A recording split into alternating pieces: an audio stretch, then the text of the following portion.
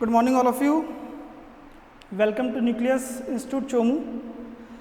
देखिए आज की क्लास के अंदर हम लोग क्लास 11th इंग्लिश मीडियम के जो रिमेनिंग टॉपिक्स आपके बच गए वो हम लोग कवर करेंगे आज की क्लास। ठीक है जैसे एक तो कोऑर्डिनेट ज्योमेट्री आपका पूरा बचा हुआ है। कोऑर्डिनेट ज्योमेट्री के जो 3-4 चैप्टर हैं वो सब आप लोगों के शायद बचे हुए हैं ना, तो अपन कोऑर्डिनेट ज्योमेट्री से ही स्टार्ट कर लेते हैं आज की क्लास को। ठीक है, अब ध्यान दें प्लीज़। हाँ, तो अपन स्टार्ट कर रहे हैं किससे? Coordinate geometry. ठीक है, जैसे आप लोगों को पता है, मैं आपको पहले ही बता चुका हूँ कि मैथ्स के बहुत सारे पार्ट हैं। जैसे हमने पढ़ा कैलकुलस, कैलकुलस के अंदर हमने फंक्शन पढ़ा, लिमिट पढ़ा। एक है एलजेब्रा, एलजेब्रा के अंदर हमने क्या क्या पढ़ा? क्वाड्रेटिक इक्वेशन पढ़ा, सीक्वेंस सीरीज पढ़ा, बाइनोमियल थ्योरम पढ़ा। बात समझ में आ रही है आप लोगों को? ऐसे ही मैथ्स का एक और पोर्शन है जिसको बोलते हैं कोऑर्डिनेट ज्योमेट्री। इसके अंदर भी 4-5 चैप्टर है, ध्यान दें। इसके अंदर जो चैप्टर हम लोगों को पढ़ने हैं, पहला चैप्टर जो हम लोगों को पढ़ना है वो क्या है? Point and straight line. क्या पढ़ना है? Point and straight line. ये पहला चैप्टर हम लोगों को पढ़ना है। दूसरा चैप्टर हम लोगों को क्या पढ़ना है? सर्कल। तीसरा पढ़ना है आप लोगों को पैराबोला, और फिर एलिप्स, और लास्ट में आप लोगों को चैप्टर कौन सा पढ़ना है? हाइपरबोला। ये 5 चैप्टर मेजरली आपको पढ़ने हैं, जिसमें ये दोनों तो थोड़े छोटे चैप्टर हैं। ठीक है अब इन 5 चैप्टर को मिला के आपका पूरा क्या होता है? कोऑर्डिनेट ज्योमेट्री पूरी होती है। और जेईई मेंस में मान के चले आप 4 से 5 सवाल हर साल कोऑर्डिनेट ज्योमेट्री पे पूछे जाते हैं। ये जो 3 चैप्टर हैं नीचे के, पैराबोला, एलिप्स, हाइपरबोला, इन तीनों चैप्टर को कंबाइंड करके आप लोग क्या नाम दे सकते हो? Conic section. क्या बोल सकते हैं? Conic section. कोनिक सेक्शन बोलने का मतलब ही क्या है? अपन किस किस की बात कर रहे हैं? पैराबोला, एलिप्स और हाइपरबोला की। मेरे हिसाब से मैथ्स में जितने भी पार्ट है उसमें सबसे आसान पार्ट यही है, कोऑर्डिनेट ज्योमेट्री। और जेईई एडवांस में कई बार इस पर पूरा एक पैराग्राफ भी आ रहा था, एक पैसेज आ रहा था। जो पैसेज का मतलब उसमें 3-4 क्वेश्चन अगर इंक्लूड होते हैं। पैसेज अगर आपको समझ में आता है, जो पैराग्राफ होता है वो अगर आपको समझ में आता है तो भी आप 3-4 क्वेश्चन सीधे आप सॉल्व कर सकते हो। बात समझ में आ रही है? तो ये मैथ्स का बहुत आसान पार्ट है कोऑर्डिनेट ज्योमेट्री। और इसका जो बेसिक चैप्टर है जो आज हम लोग स्टार्ट करेंगे, उसका नाम क्या है? Point and straight line. जैसे मैं आपको पहले बता चुका हूँ, हर पार्ट को समझने के लिए कुछ बेसिक चैप्टर्स है वो आपको आने चाहिए। जैसे कैलकुलस समझने के लिए आपको फंक्शन आना चाहिए। अगर फंक्शन नहीं आएगा तो भी कैलकुलस आप नहीं समझ पाएंगे। ठीक है, ऐसे ही कोऑर्डिनेट ज्योमेट्री समझने के लिए आपको स्ट्रेट लाइन के बारे में या पॉइंट के बारे में कुछ बेसिक आइडिया होना चाहिए। ठीक है, तो स्टार्ट करें। तो हेडिंग लिख लीजिए प्लीज़ आप, जो आज अपन चैप्टर स्टार्ट कर रहे हैं। क्या है चैप्टर का नाम? Point and straight line. Heading लिखिए प्लीज, पॉइंट एंड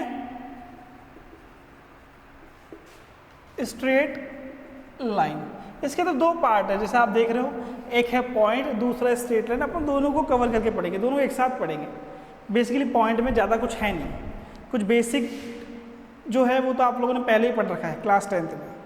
जब पॉइंट के अंदर हम लोग क्या क्या पढ़ेंगे? हम लोग पढ़ेंगे पॉइंट के अंदर, जैसे आपने पढ़ा डिस्टेंस फार्मूला, 2 पॉइंट के बीच का डिस्टेंस निकालने का फार्मूला, सेक्शन फार्मूला पढ़ चुके हो ना, इंटरनल डिवीज़न, एक्सटर्नल डिवीज़न, उसके आगे की हम लोग बात करेंगे, पर ये सब तो आप लोग ऑलरेडी पढ़ चुके हो।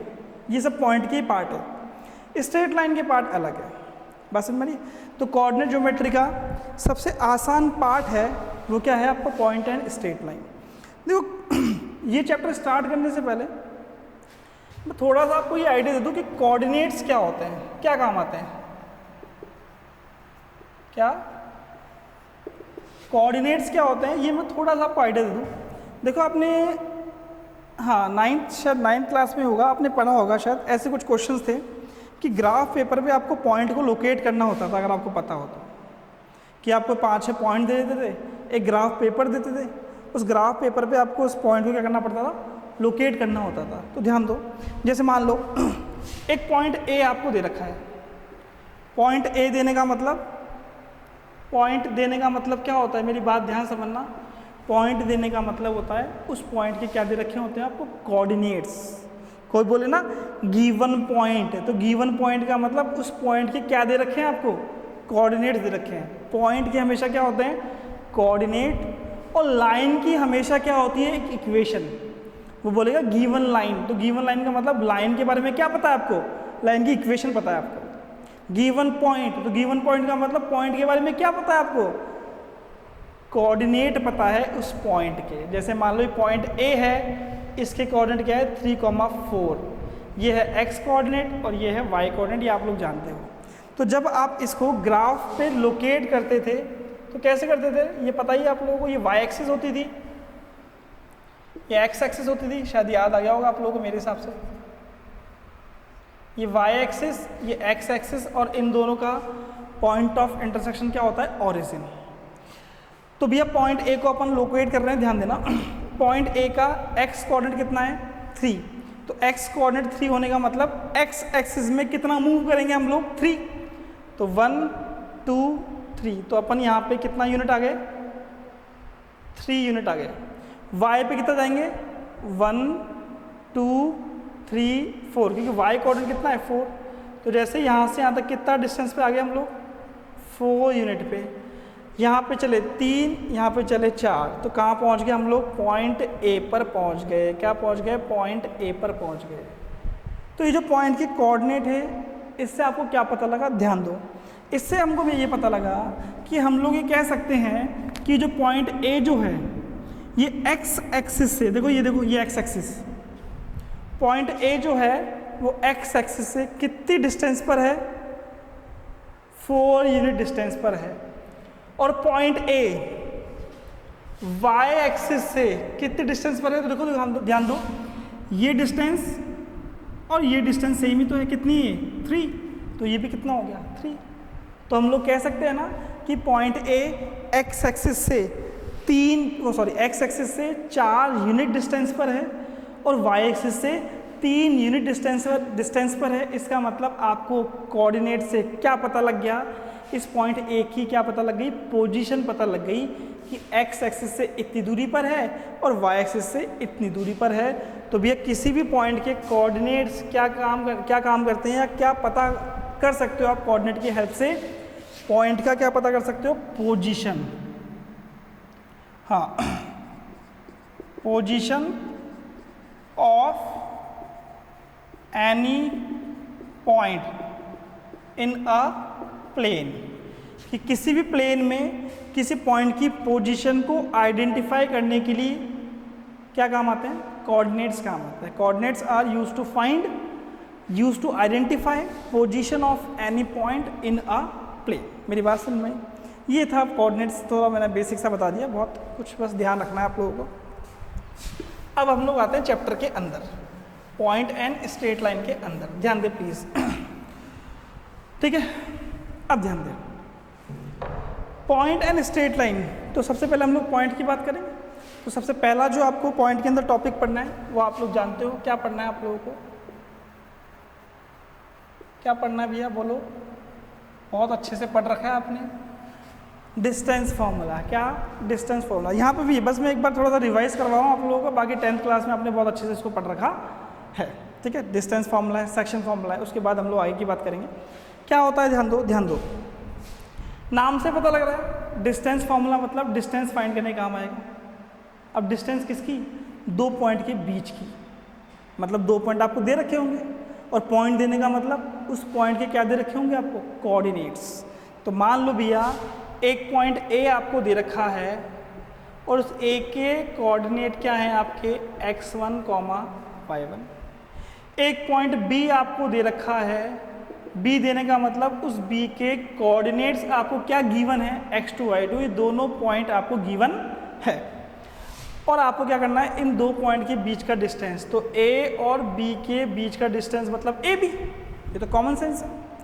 मान लो एक पॉइंट सी है, एक पॉइंट डी है, तो सी और डी का बीच का डिस्टेंस क्या होगा, सी डी। वैसे ए और बी का बीच का डिस्टेंस क्या होगा, ए बी। तो भैया मैं बोल रहा हूँ आपसे, फॉर्मूला आपको याद है, मैंने लिखा डिस्टेंस डिस्टेंस बिटवीन, ये बिटवीन लिखा हुआ है, distance between two given points A and B.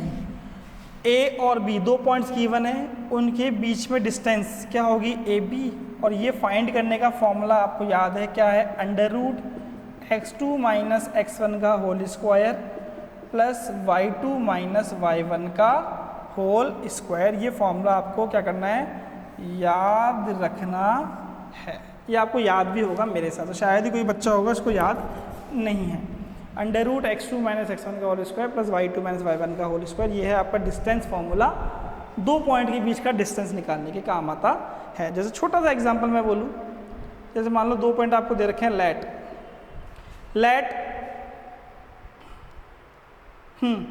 एक पॉइंट C आपको दे रखा है। C देने का मतलब C के कोऑर्डिनेट आपको दे रखे हैं, मान लो ये -1,0, x कोऑर्डिनेट -1 है C का, y कोऑर्डिनेट कितना है 0। एंड दूसरा पॉइंट आपको दे रखा है D 6,7, मान लो कुछ भी, और आपको इन दोनों पॉइंट के बीच का क्या निकालना है, डिस्टेंस। तो C और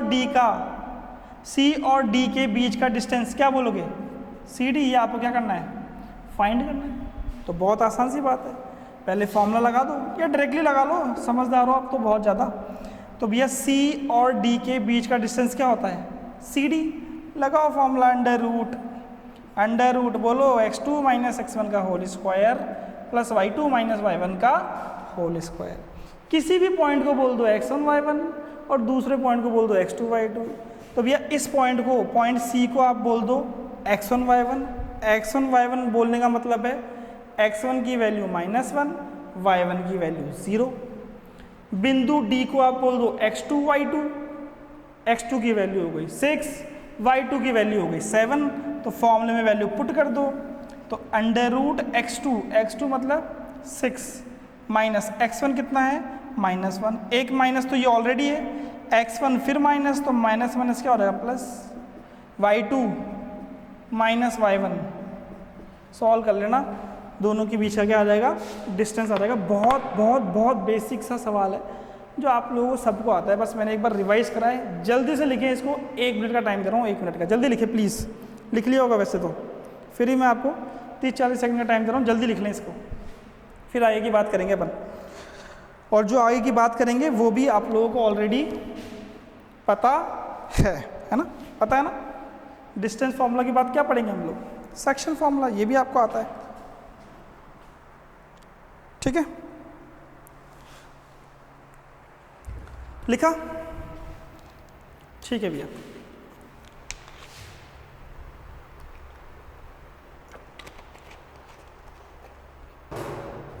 ठीक है, तो भैया नेक्स्ट हेडिंग लिख लीजिए आप लोग, सेक्शन फार्मूला, और जल्दी से खत्म करेंगे इसको, फिर आगे बढ़ेंगे।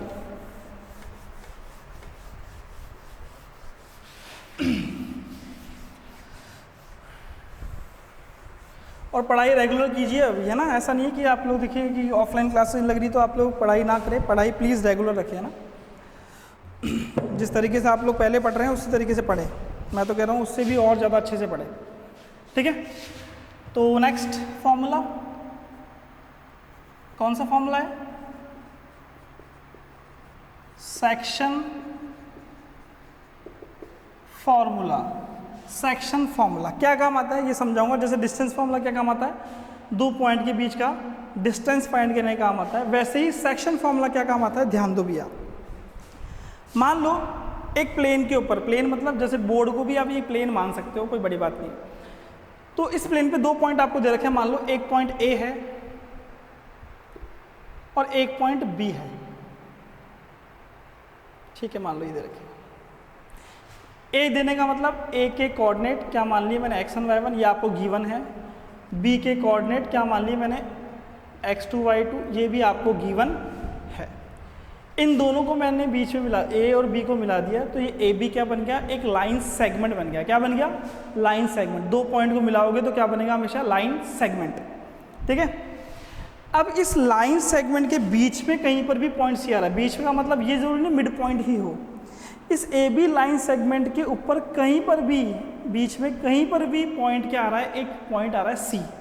मान लो ये आ रहा है यहाँ पे, तो आपको इस सी का क्या निकालना है, कोऑर्डिनेट निकालना है। क्या निकालना है, कोऑर्डिनेट। और इस सी का कोऑर्डिनेट निकालने के लिए हम लोग क्या यूज़ करते हैं, सेक्शन फॉर्मूला। मेरी बात सुन में आई, सेक्शन फॉर्मूला क्यों बोलते हैं इसको ध्यान दो कि भैया जैसे लाइन सेगमेंट ओरिजिनली तो ए बी था, आपने बीच में सी इंट्रोड्यूस कर दिया, ए बी के बीच में सी डाल दिया, और जैसे आपने सी ए बी के बीच में रख दिया, इस ए बी के दो पार्ट हो गए, एक हो गया ए सी, एक हो गया बी सी, मतलब पार्ट मतलब दो सेक्शन हो गए।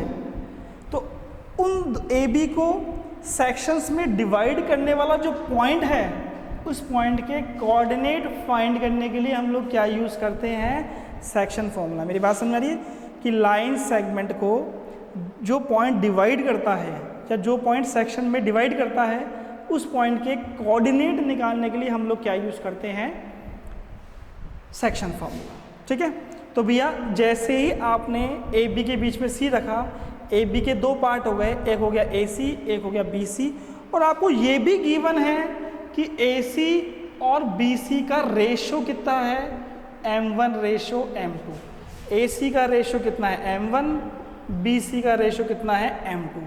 मैं फिर कह रहा हूँ, ये मत सोचना कि ए सी की लेंथ m1 है, बी सी की लेंथ m2 है, ये लेंथ नहीं है, ये रेशो है। रेशो हमेशा कट-पिट के आता है, ये आप लोग जानते हो। जैसे मान लो लेंथ कुछ भी हो, रेशो जैसे आपको निकालना है 9/6, क्या निकालना है रेशो, मान लो 9/6, तो आपको दिख रहा है कट रहा है 3 से, ये आएगा, तो ये रेशो है। वैल्यू तो ओरिजिनल 9 और 6 थी, पर रेशो तो कट-पिट के आता है। तो ये मत बोलना कि ए सी की वैल्यू कितनी है या ए सी की लेंथ m1 है, नहीं, ए सी का रेशो m1 है और बी सी का रेशो कितना है, m2। ये सब चीज़ें आपको दे रखी है, और आपको क्या निकालना है, पॉइंट सी के क्या निकालने हैं, कोऑर्डिनेट निकालने हैं। तो भैया लिखो क्या लिखोगे, coordinates of point C which divides AB internally. ये इंटरनली वर्ड इंपॉर्टेंट है, अभी समझाऊंगा, रुक जाओ इसको। तो भैया पॉइंट सी के कोऑर्डिनेट निकालने का फॉर्मूला क्या होता है, याद जल्दी से बताओ। हाँ, m1x2 बोलो आगे plus m2x1 upon m1 plus m2। ये हो गया पॉइंट सी का x कोऑर्डिनेट, और y कोऑर्डिनेट क्या हो जाएगा, y कोऑर्डिनेट हो जाएगा m1 y2 plus m2 y1 upon m1 plus m2। ये हो जाएगा पॉइंट सी का y कोऑर्डिनेट। तो ये आप फॉर्मूला यूज़ करोगे पॉइंट सी का कोऑर्डिनेट निकालने के लिए। कैसे, m1 x2 plus m2 x1 upon m1 plus m2, m1 y2 plus m2 y1 upon m1 plus m2। ये हो जाएगा पॉइंट सी का y कोऑर्डिनेट। मेरी बात समझ में आई क्या? मैंने यहाँ पे क्या बोला, इंटरनली। इंटरनली का मतलब क्या है, देखो मेरी बात समझना, दो टाइप के डिवीज़न होते हैं। एक होता है इंटरनल डिवीज़न, आप लोग जानते हैं, और एक होता है एक्सटर्नल डिवीज़न। इन दोनों में अंतर क्या है, ध्यान दो। जैसे मान लो कि भैया ये ए बी लाइन सेगमेंट है, इस लाइन सेगमेंट के बीच में कहीं पर भी अगर सी आ रहा है, कहीं पर भी बीच में, यहाँ पर भी, तो वो डिवीज़न क्या होगा, इंटरनल डिवीज़न। क्या होगा, इंटरनल डिवीज़न। पर अगर मान लो इस ए बी लाइन सेगमेंट के पॉइंट सी जो है वो ए बी लाइन सेगमेंट के अंदर नहीं आ रहा, बाहर आ रहा है। कैसे, ये ए बी लाइन सेगमेंट है, मान लो पॉइंट सी आ रहा है यहाँ पर। अब आप जब इस ए बी को आगे एक्सटेंड करोगे तो पॉइंट सी आएगा लाइन के ऊपर। तो पर यहाँ पे सी जो है ए बी के बाहर है, सी यहाँ पर भी हो सकता है और सी ए के लेफ्ट में भी हो सकता है, वो कोई बड़ी बात नहीं। दोनों ही केस में डिवीज़न कौन सा होगा, एक्सटर्नल, क्योंकि सी ए बी के बाहर है। तो ये कौन सा डिवीज़न होगा, एक्सटर्नल डिवीज़न होगा। मेरी बात समझ में आई क्या, कौन सा डिवीज़न होगा, एक्सटर्नल। यहाँ पे भी वो सारी बातें सेम है। सेम का मतलब आप ये कह सकते हो कि भैया पॉइंट ए के कोऑर्डिनेट कितने हैं, यहाँ पे वो सब चीज़ें सेम है कि पॉइंट ए के कोऑर्डिनेट कितने हैं, x1 y1, और पॉइंट बी का कोऑर्डिनेट कितना है, x2 y2, और सी जो है वो ए बी को किस रेशियो में डिवाइड कर रहा है, m1 ratio m2। m1 ratio m2 का मतलब है कि AC का रेशो तो m1 है और BC का रेशो क्या है, m2 है। मतलब अभी भी AC और BC का रेशो m1 रेशो m2 ही है। ये सब चीज़ें आपको गिवन है, बट यहाँ पे C AB के बाहर है, इसलिए डिवीज़न को क्या बोलेंगे, एक्सटर्नल डिवीज़न। तो इस केस के अंदर भी ध्यान देना, इस केस के अंदर भी पॉइंट C के कोऑर्डिनेट निकालने का फॉर्मूला क्या होगा, m1 x2 minus m2 x1 upon m1 minus m2। ये हो गया x कोऑर्डिनेट, और y coordinate m1 y2 minus m2 y1 upon m1 minus m2, जो हो जाएगा पॉइंट C का y कोऑर्डिनेट। इन दोनों में एक ही अंतर है प्लस और माइनस का, यहाँ प्लस है इंटरनल डिवीज़न में, यहाँ माइनस है। तो ये कौन सा डिवीज़न है, इंटरनल डिवीज़न, बात समझ में आ रही है। और ये कौन सा डिवीज़न है, एक्सटर्नल डिवीज़न। ठीक है, तो if point C divides AB externally then use this formula, and if point C divides AB internally तो आप ये वाला फॉर्मूला यूज करोगे। मेरी बात समझ में आई क्या, ये सब आप लोग जानते हो, मैंने एक बार रिवाइज कराया। तो प्लीज़ थोड़ा जल्दी से लिखें इसको, 2 मिनट का टाइम दे रहा हूँ आप लोगों को, जल्दी से लिखें।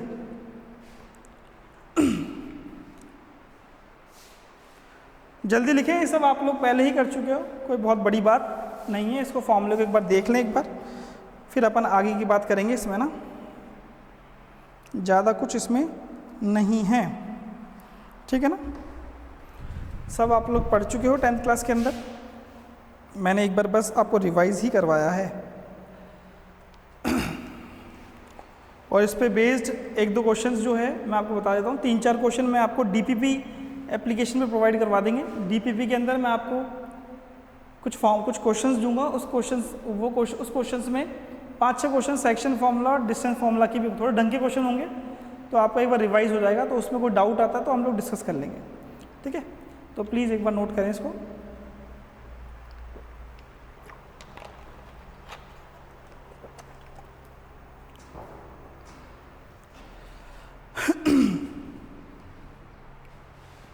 लिखा,